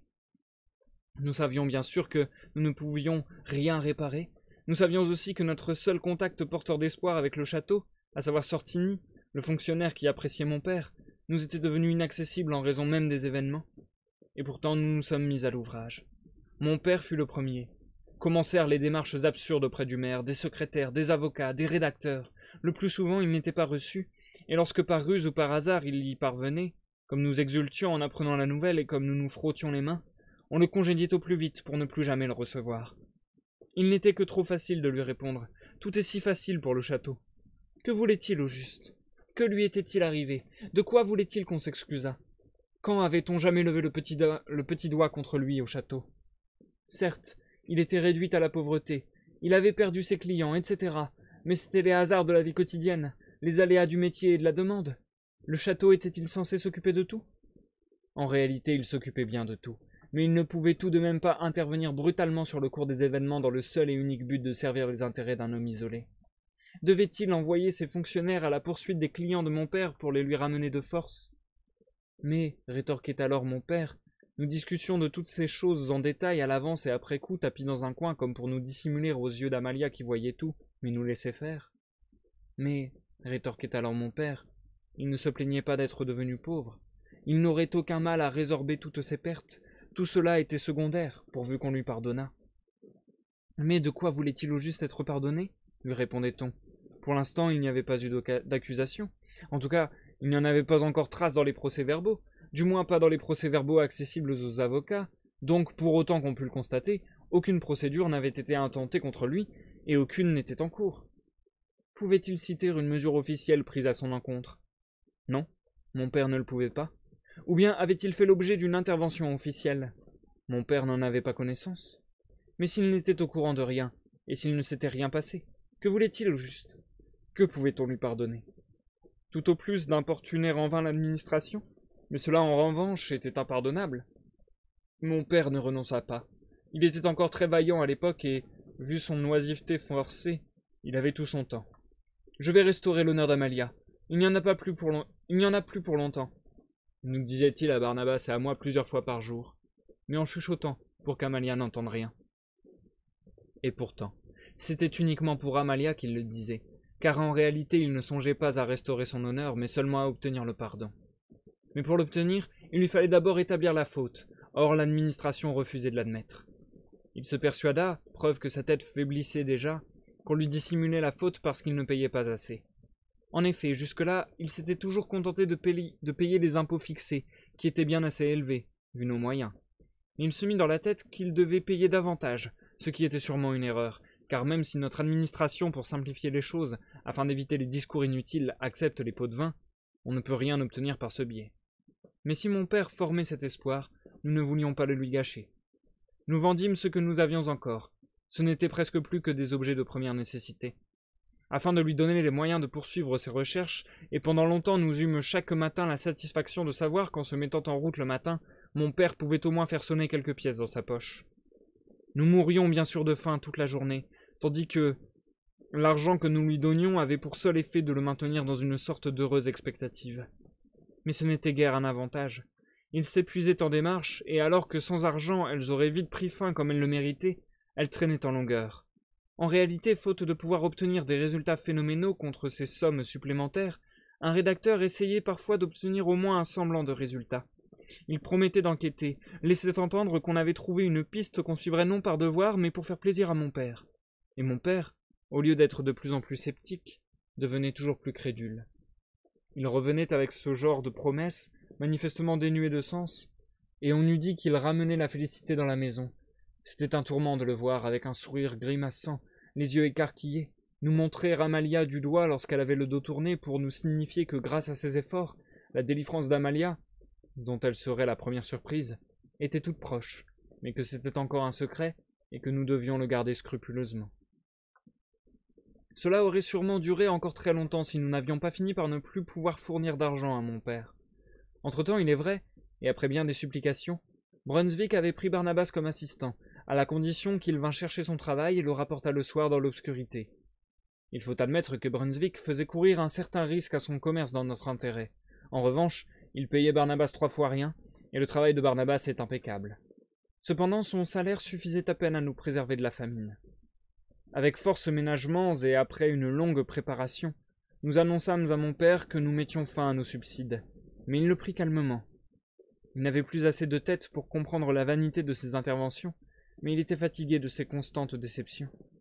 Bien sûr, il déclara, il parlait moins nettement qu'avant, il parlait jadis presque trop nettement, qu'un très petit supplément d'argent lui aurait suffi pour tout savoir dès le lendemain, voire le jour même, alors que là, tout avait été vain, seul l'argent avait tout fait échouer, etc., mais son ton indiquait qu'il n'était pas dupe. D'ailleurs, sans attendre, il forma aussitôt de nouveaux projets. N'ayant pas réussi à prouver la faute et ne pouvant donc rien obtenir par la voie administrative, il lui fallait en revenir aux seules supplications et s'adresser personnellement aux fonctionnaires. Il y avait sûrement parmi eux des individus au cœur compatissant qui, sans pouvoir bien sûr le manifester dans le cadre de leurs fonctions, le pouvaient sans doute en dehors, si on les prenait par surprise au moment propice. Ici, K interrompit le récit d'Olga, qu'il avait jusque-là captivé, et lui demanda « Et tu ne lui donnes pas raison ?» La suite du récit répondrait forcément à cette question, mais il voulait le savoir tout de suite. « Non, fit Olga, il ne saurait être question de compassion ou de rien de ce genre. Nous avions beau être jeunes et inexpérimentés, nous savions cela, et mon père lui aussi le savait bien sûr, mais il l'avait oublié, comme presque tout le reste. Il avait conçu le projet de se poster à proximité du château sur la route, là où passaient les voitures des fonctionnaires, et quand l'occasion s'y prêterait de présenter sa demande de pardon. Pour parler franchement, ce projet était insensé, même si l'impossible s'était produit, et si sa supplication était effectivement parvenue à l'oreille d'un fonctionnaire. Depuis quand un seul fonctionnaire pourrait-il accorder le pardon?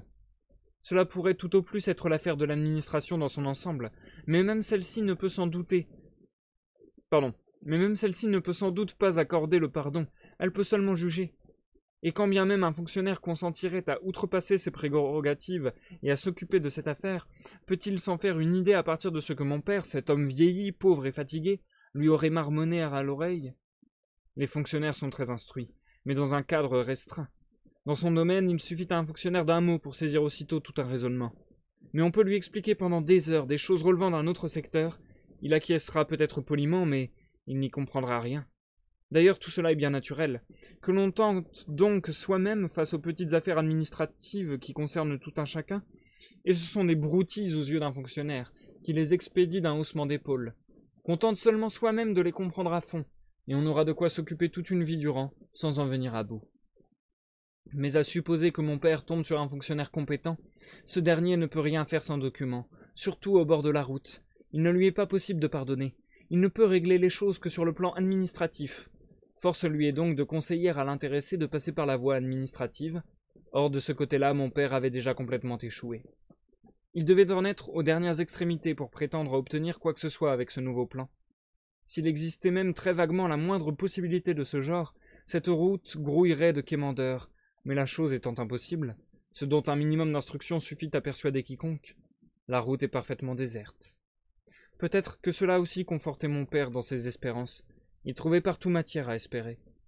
Et c'était indispensable en l'occurrence, car un individu sain d'esprit n'avait pas besoin de se livrer à ces profondes réflexions. Il ne pouvait que constater cette impossibilité à travers les données les plus extérieures. Lorsque les fonctionnaires vont au village ou rentrent au château, ce n'est pas pour s'amuser. Au village et au château, le travail les attend. C'est pourquoi ils circulent à toute allure.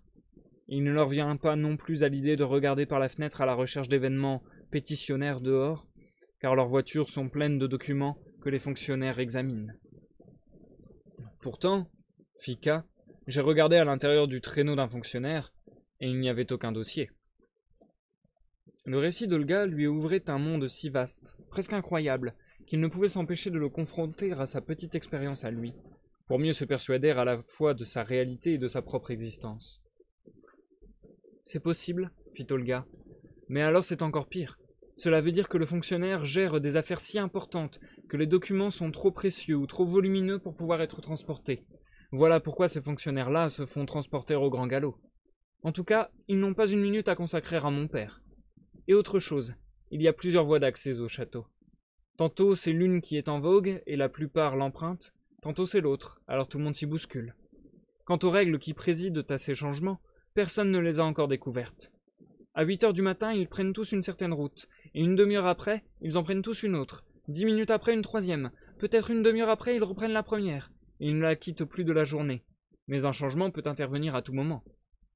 Certes, toutes les voies d'accès convergent à proximité du village, mais là, les voitures vont à toute vitesse, alors qu'à proximité du château, leur allure est un peu plus modérée. Mais de même que leur itinéraire pour quitter le château est erratique et imprévisible, le nombre de voitures l'est tout autant. Il y a souvent des jours où l'on ne voit pas une voiture, et puis elles se remettent à défiler. Maintenant, imagine-toi mon père face à tout cela. Dans son plus beau costume, bientôt le seul qui lui resta, il quitte la maison chaque matin, accompagné de nos vœux de réussite. Il emporte un petit insigne de pompier qu'il a conservé, sans en avoir vraiment le droit, pour se l'agrafer une fois sorti du village. Il a peur de le montrer à l'intérieur du village alors qu'il est si petit qu'à 2 pas de distance on le voit à peine. Mais mon père prétend que cet insigne parviendra à attirer sur lui l'attention des fonctionnaires qui passeront par là. Non loin de l'entrée du château, se trouve l'exploitation d'un maraîcher, un certain Bertouche, qui fournit le château en légumes, et c'est le mince soubassement de pierre de la grille de son potager que mon père a choisi comme endroit. Bertuche l'a laissé faire, car il était jadis ami avec mon père et l'un de ses plus fidèles clients. Il a le pied légèrement déformé et considérait que seul mon père était capable de lui faire des bottes qui lui aillent. Mon père passait donc toutes ses journées assis là. C'était un automne triste et pluvieux, mais il se moquait du temps qu'il faisait. Le matin, à une certaine heure, il nous faisait un signe d'adieu, la main sur la poignée de la porte, et le soir, il donnait l'impression de se voûter chaque fois un peu plus. Il rentrait complètement trempé et se jetait dans un coin. D'abord, il nous raconta ses petites aventures. Par exemple, que Bertuche, par pitié et au nom de leur ancienne amitié, lui avait jeté une couverture par-dessus la grille, ou encore qu'il avait cru reconnaître tel ou tel fonctionnaire dans une voiture qui passait, ou bien qu'un cocher le reconnaissait de temps à autre et l'effleurait avec la lanière de son fouet pour plaisanter. Par la suite, il cessa de nous raconter ces histoires. Il avait manifestement perdu l'espoir d'obtenir quoi que ce soit là-bas. Il n'y allait plus passer la journée que par devoir, pour s'acquitter de son triste métier. C'est à cette époque qu'il commença à souffrir de rhumatisme. L'hiver approchait, la neige fut précoce. L'hiver commence très tôt chez nous. Et il restait tantôt assis sur les pierres trempées par la pluie, tantôt dans la neige. La nuit, il gémissait de douleur. Le matin, il hésitait parfois à se mettre en route, mais il finissait par se dominer et partait. Ma mère s'accrochait à lui et ne voulait pas le laisser partir, et lui, sans doute inquiet de voir que ses membres ne lui obéissaient plus, lui permit de l'accompagner. C'est ainsi que ma mère se retrouva elle aussi percluse de douleur. Nous étions souvent auprès d'eux, nous leur apportions à manger, ou bien nous allions simplement leur rendre visite, ou bien nous cherchions à les persuader de rentrer. Combien de fois les avons-nous trouvés là-bas, recroquevillés, appuyés l'un contre l'autre sur l'étroit rebord qui leur servait de siège, blottis sous une mince couverture qui le recouvrait à peine, et tout autour, rien que la grisaille de la neige et de la brume, et pas un être humain, pas une voiture à l'horizon, pendant des journées entières. Quel spectacle, K. Quel spectacle. Jusqu'au jour où, un matin, mon père ne parvint plus à sortir de son lit, ses jambes raidies. Il était inconsolable. Pris d'un léger délire dû à la fièvre, il crut voir une voiture qui s'arrêtait là-haut, chez Bertuche. Un fonctionnaire en sortait, longeait la grille à la recherche de mon père, et rentrait dans sa voiture en secouant la tête d'un air contrarié. Mon père se mit alors à pousser des cris tels qu'on eût dit que depuis son lit, il voulait attirer l'attention du fonctionnaire, là-haut, et lui expliquer que ce n'était pas sa faute s'il était absent. Et ce fut une longue absence. Il ne retourna plus du tout là-bas. Il dut passer des semaines au lit. Amalia se chargea de le servir, de le soigner, de s'occuper de lui et de tout. Et en réalité, elle a continué à le faire, à quelques interruptions près, jusqu'à ce jour. Elle connaît les herbes médicinales qui calment les douleurs. Il lui faut très peu de sommeil, elle ne prend jamais peur, ne craint rien, ne perd jamais patience. Elle se chargea de tout pour mes parents.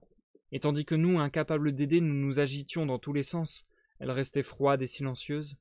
Mais lorsque le pire fut passé et que mon père put de nouveau s'extraire de son lit, avec précaution et soutenu sur sa droite et sur sa gauche, Amalia s'effaça aussitôt et nous laissa nous occuper de lui. Et c'est la fin du chapitre 19, les amis. C'est donc également la fin de ce live. Nous passons à l'outro. J'ai plus d'air là, ça a été très éprouvant parce qu'en fait, c'est con, mais là vous avez peut-être entendu la pluie battre sur mon toit pour le coup parce qu'elle était un peu plus énervée. Mais en fait, vu qu'il pleut, c'est tout con, hein, mais vu qu'il pleut et qu'il fait pas mal de vent, bah moi ça me fait un son dans les oreilles et du coup, instinctivement j'ai envie de dire, bah je me mets à parler plus fort, j'ai l'impression. Donc du coup, bah ça m'a essoufflé d'autant plus que j'ai dû parler plus fort.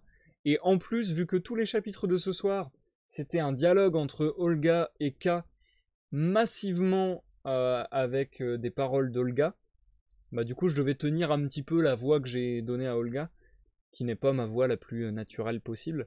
Donc c'était pas facile le live de ce soir pour moi. C'était pas facile. Je dois avouer que justement ce format de dialogue, c'est pas ce qui me plaît le plus du roman. C'est pas. En fait, là je parle vraiment vraiment du format, vraiment du style.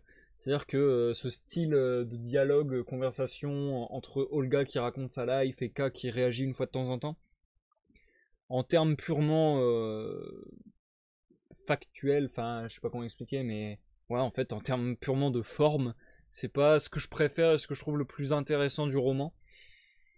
Mais ce qui est raconté, encore une fois, a de l'intérêt, même si on pourrait se dire que c'est anecdotique, même si on voit pas bien en quoi ça a une importance dans le parcours du héros, donc K.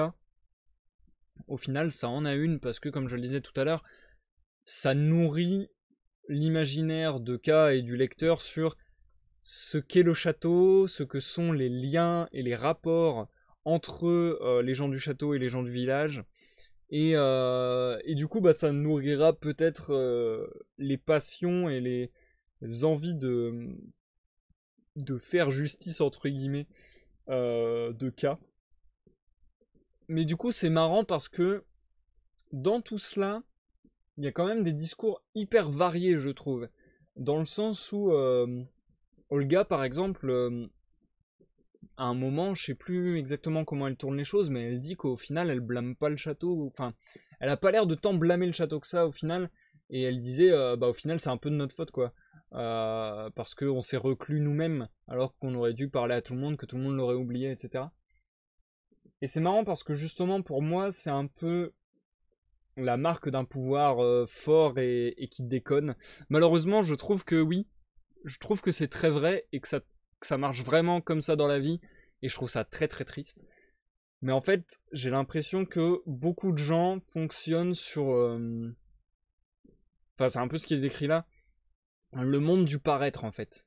Le monde du paraître, c'est-à-dire que les gens, leur premier réflexe, ça a été de couper les ponts entièrement avec la famille d'Amalia, d'Olga, de Barnabas, pour pas s'attirer le mauvais œil du château. Donc au début, voilà, il y a vraiment eu quelque chose de l'ordre de la peur du pouvoir. Et du coup, bah, comment dire, on met à part le bouc émissaire. Ah mince, je sais plus comment on dit. On ostracise, voilà, ça veut dire ça. Ostraciser, c'est mettre à part si je dis pas de conneries. Enfin bref, on ostracise du coup la famille d'Olga et d'Amalia de la société, entre guillemets, de la société fonctionnelle, juste par peur des représailles en quelque sorte. Donc ça, je trouve que c'est un truc qu'on peut très bien vérifier dans la vraie vie. Et après, Olga du coup dit que c'est de leur faute et que s'ils étaient retournés vers les gens, au fur et à mesure l'histoire se serait tassée et quitte à mentir en disant que l'histoire avait été réglée avec le château, voilà, ils pensent que ça se serait tassé, qu'ils auraient pu reprendre contact, etc. Et qu'ils l'ont pas fait et que c'est entre guillemets de leur faute, mais qu'en même temps ils ont trahi Amalia puisque au bout d'un moment ils ont quand même repris contact avec la société, enfin bon, bref. Mais du coup c'est marrant parce que ça met en exergue plein de choses sur le pouvoir du paraître, je trouve, comme déjà la culpabilité déjà de... En fait, la culpabilité d'avoir fait quelque chose de mal, etc. Enfin ouais, le fait de... Le fait de mentir aux autres et de dire tout va bien pour que tout le monde pense que tout va bien. Enfin, je trouve il y a vachement du paraître. En fait, c'est vachement de l'apparence, du on dit que, et du coup ça se réalise. Donc en quelque sorte des paroles prophétiques entre guillemets. Enfin, je sais plus comment on appelle ça quand on dit quelque chose qui se réalise. Enfin bref. Mais mais ouais. Et moi un truc personnellement qui me touche beaucoup parce que j'ai un peu l'impression de le vivre et je trouve que ouais, je trouve que c'est vraiment vrai. Je trouve que c'est vraiment vrai. Euh, Quand t'es entre guillemets en marge de la société, c'est tellement dur d'y revenir. Genre, enfin, c'est pas que c'est tellement dur d'y revenir parce que comment expliquer ça? Amalia, par exemple, elle a pas forcément d'y revenir a priori.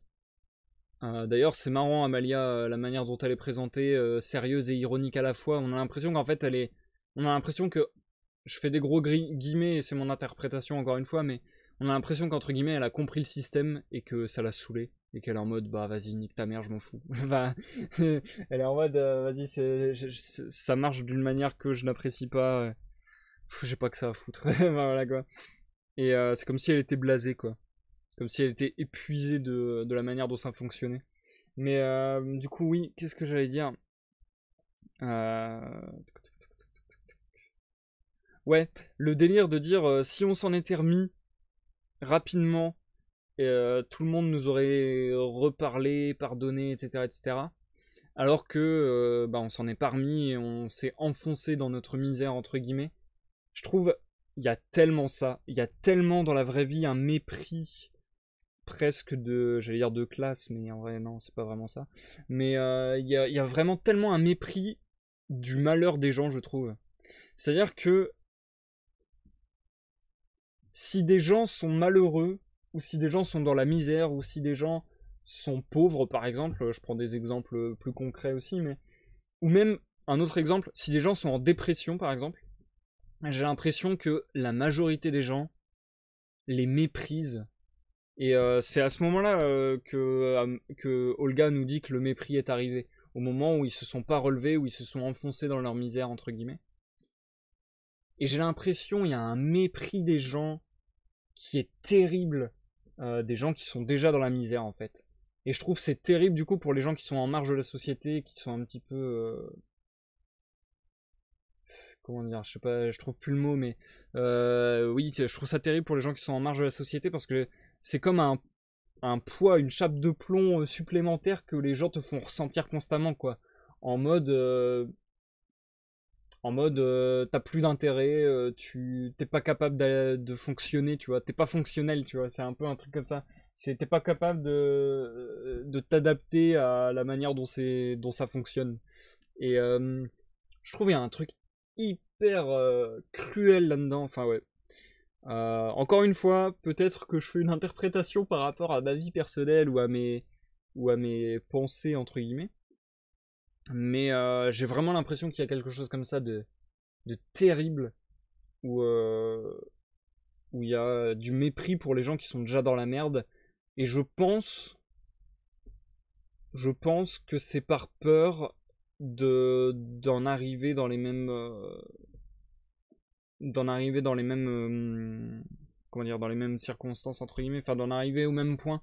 C'est-à-dire que, comme le disait Amalia à un moment, il fallait plus en parler, il fallait plus en discuter, il fallait que l'affaire soit au loin, que l'affaire soit coupée de tout, qu'on s'en coupe au maximum, qu'on n'ait plus aucun lien avec elle, qu'elle fasse pas partie de nos vies.